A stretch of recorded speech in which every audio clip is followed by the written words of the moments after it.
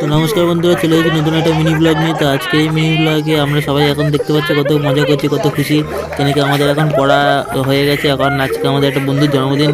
আপনাদের বলেছিলাম ওই একটা রোগা বন্ধু, সেই রোগা বন্ধুর আজকে জন্মদিন। তার সবাই মিলে খুব খুশি, তো দেখেছি সবাই কীরকম আনন্দ করছে। তো যেহেতু আজকে ওর জন্মদিন, তো তাই জন্য আজকে সবাই মিলে হয়েছি তার জন্মদিনটা সেলিব্রেট করবো। বাড়িতে গিয়ে তো সেলিব্রেট হবেই ওর জন্মদিন, তো আজকে আমরা সবাই মিলে পড়া থেকে বেরিয়ে জন্মদিন সেলিব্রেট করব।